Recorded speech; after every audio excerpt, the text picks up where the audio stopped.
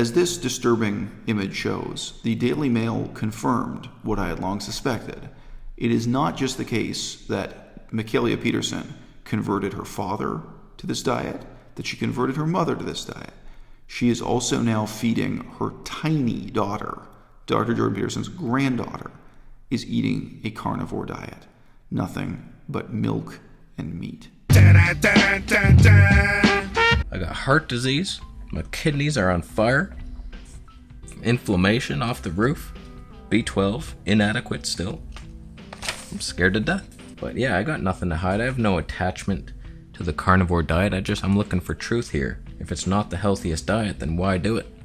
So we're not doing it anymore. I'll tell you that much. A little disclaimer about cultural relativity and cultural sensitivity at the start of this video. If you talk to Japanese people, even Japanese people who are completely fluent in English, but culturally they're still Japanese, they will walk up to you and say, "Hi, you got fat." They'll walk up to you and say, "Hi, you gained weight since the last time I saw you." To them, it's a completely factual statement. It's not, if you get offended, they're surprised. And if you lost weight since the last time they'll say, "Oh, you lost weight. Oh, you're..." They say that in Japanese, they say that in English, and to them it's normal. And if your first language is English and you grew up in the United States of America, it's not normal. It's real abrasive, it's real surprising. Now, we have a lot of strange, unexamined cultural sensitivities in the decadent West. It's completely normal for someone supporting veganism to publish a book called How Not to Die. It's totally acceptable in our culture to encourage someone by saying to them, "Hey, you know what? If you eat more cucumbers and broccoli and lettuce and beans as your source of protein, whole boiled beans, you're going to lose weight. You're going to be healthier." We're allowed to say that. But culturally, what we're not allowed to say is the exact opposite, which is, "Hey, you know what? Eating what you're eating right now, you're going to die. It's going to kill you. Your diet right now is making you fat. Your diet right now is killing you." And from a vegan perspective, there's some other considerations here. Like, guess what? The diet you're eating right now is killing cows, is killing pigs, is killing chickens, all right? We have this peculiar case study of Dr. Jordan Peterson, esteemed political leader for, right-wing postmodern Christians in the United States and Canada. He preaches to a very strange crowd. He's gone from being a self-help book guru to, being some kind of conservative political demagogue. There's an audience for that. Whatever. I wish you guys well. I don't find his message all that seductive or alluring. In the midst of this, there's a very peculiar kind of psychological relationship between Dr. Jordan Peterson and his daughter. His daughter had a range of self-diagnosed illnesses her whole life.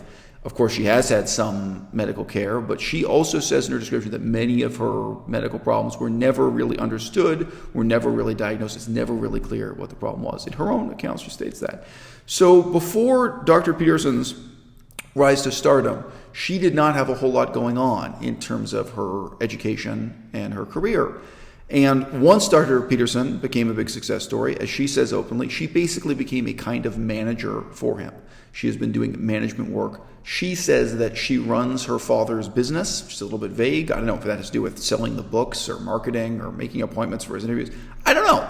But she has lived her whole life in her father's shadow.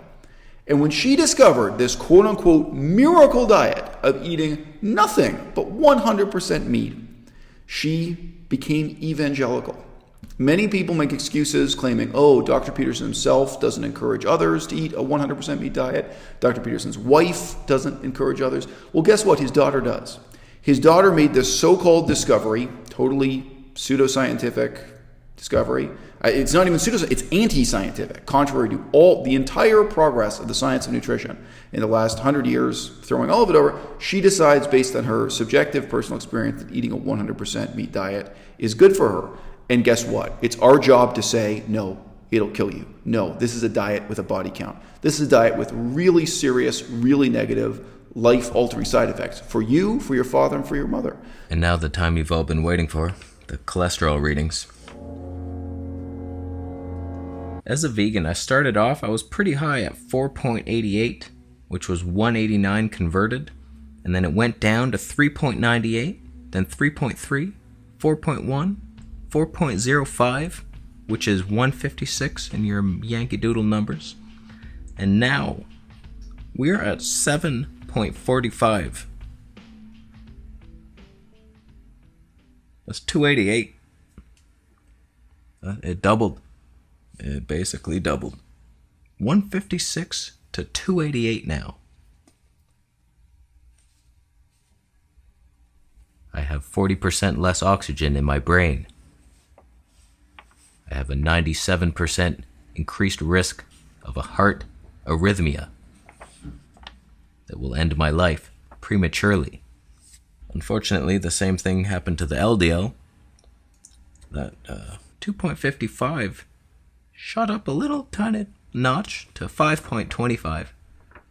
That's not much. It's 203. It's supposed to be 70 to 90. 5 times the amount. My arteries have narrowed, much like that of a bottle of soap that you keep pouring it out of and then it clogs up the nozzle. Nothing gets anywhere. I got heart disease. My kidneys are on fire. Inflammation off the roof. B12 inadequate still. I'm scared to death. But yeah, I got nothing to hide. I have no attachment to the carnivore diet. I'm looking for truth here. If it's not the healthiest diet, then why do it? So we're not doing it anymore. I'll tell you that much. So again, psychologically, she has a sense of redemption. She has a sense of being an important person in her own right. She now has a sense of going on tour and giving keynote speeches. She's now the one standing behind the podium addressing the crowd, not her father. And she gets to stand on her own 2 feet and be a kind of celebrity, a kind of personality, a kind of leader, and also a kind of political dissident. She and Peterson both have described themselves as if they're kind of oppressed dissidents in rebellion against the Canadian government's health and food guidelines. If you don't know what I'm talking about, you can Google that real quick. Peterson has said that stuff, and his daughter says something similar. That they feel there's some kind of conspiracy of dunces misleading people into thinking that you need to have vitamin C and you need to eat green vegetables, you need to eat foods like broccoli. And she's rebelling against this by arguing that a diet that consists of nothing but ribeye steak is, she claims, healthier. And she puts up photos of herself in a bikini and her mother in a bikini, and she says that both she and her mother got healthier and sexier and more attractive by eating this diet. Well, guess what? It may sound cute and upbeat and fun and encouraging to say, hey, here's this book, How Not to Die. Here's the book that's going to prolong your lifespan. Here's the book that's going to help you. Here's the diet that's going to help you. Eating a lot of both soluble and insoluble plant fiber, vegetables, beans, etc. The necessary other side of the coin is to say, guess what? You're killing yourself. Guess what? You're putting your father into an early grave. Guess what? You're killing your mother right now. Most of the analytical claims about the advantages of the vegan diet are comparing the health you can have on a vegan diet to a standard American diet. They are not based on comparing a vegan diet to the calamitous damage to your health you will do if you eat a 100% meat diet, a diet that contains 0 fiber, a diet that contains alarming levels of cholesterol, a diet that is such a large percentage fat, and of course it's basically 0 carbohydrates, that it's putting your body into a kind of crisis mode that it will struggle to recover from. You may be doing permanent damage to your organs, etc. Now, as of this time, Dr. Jordan Peterson has come to my channel. He's watched my videos and commented on them. His daughter, Mikhaila Peterson, I do not know how to pronounce her name, and she doesn't know how to pronounce mine. Fair is fair. His daughter has come and watched videos on this channel and has commented on videos on this channel. I'm not making this video for them. But guess what? We don't know precisely what's wrong with Dr. Jordan Peterson's wife. We don't know what her health problem is. But what we do know for a fact is that the insane pseudoscientific diet that his daughter proposed to them, that he and his wife willingly accepted as a suggestion from their daughter, contrary to all scientific evidence, contrary to even a casual perusing of the basic science of nutrition and how we came to those conclusions and, epidemiological data for the continent as a whole. No. His daughter handed him this fad diet.